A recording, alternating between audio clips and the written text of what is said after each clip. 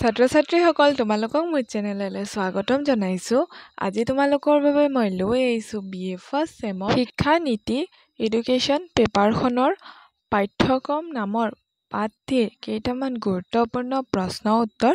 আহা আমি ভিডিঅ'টো আৰম্ভ কৰোঁ। ১ নম্বৰ প্ৰশ্নটো হৈছে পাঠ্যক্ৰমৰ এটা উপযুক্ত সংজ্ঞা দিয়া।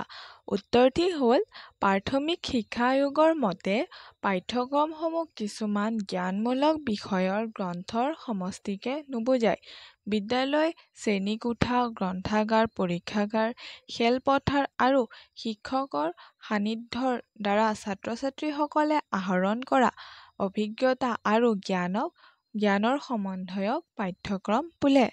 ২ নম্বৰ প্ৰশ্নটি হৈছে পাঠ্যক্ৰমৰ লক্ষ্যসমূহ লিখা। উত্তৰটি হ'ল পাঠ্যক্ৰমৰ লক্ষ্যসমূহ হ'ল পাঠ্যক্ৰমে ছাত্ৰ-ছাত্ৰীৰ সৰ্বমুখী বিকাশ সহায় কৰাটো প্ৰধান লক্ষ্য। নতুন প্ৰজন্মৰ জীৱনক ই গঢ় দি তুলিব লাগে। ২ নম্বৰ পইণ্টটো হৈছে পাঠ্যক্ৰমে ছাত্ৰ-ছাত্ৰীসকলৰ মাজত সহযোগিতা, সততা আৰু সহনশীলতা আদিৰ মানৱীয় গুণসমূহৰ বৃদ্ধি কৰিব লাগে। ৩ নম্বৰ পইণ্টটো হৈছে পাঠ্যক্ৰমে ছাত্ৰ-ছাত্ৰীসকলৰ মানসিক বিকাশৰ ওপৰত অৰিহণা যোগাব লাগে।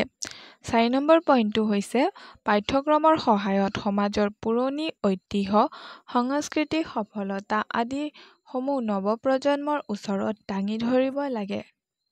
৩ নম্বৰ প্ৰশ্নটো হৈছে পাঠ্যক্ৰমৰ উদ্দেশ্যসমূহৰ বিষয়ে লিখা। উত্তৰটি হ'ল পাঠ্যক্ৰমৰ উদ্দেশ্যসমূহ হ'ল প্ৰথমটো হৈছে ছাত্ৰ-ছাত্ৰীসকলৰ জীৱনটো সুচাৰুৰূপে গঢ় দিয়াটো পাঠ্যক্ৰমৰ এক উদ্দেশ্য। ২ নম্বৰ পইণ্টটো হৈছে ছাত্ৰ-ছাত্ৰীসকলে যাতে ভৱিষ্যতলৈ এজন সুনাগৰিক হিচাপে গঢ় দিব পাৰি এয়ে পাঠ্যক্ৰমৰ উদ্দেশ্য।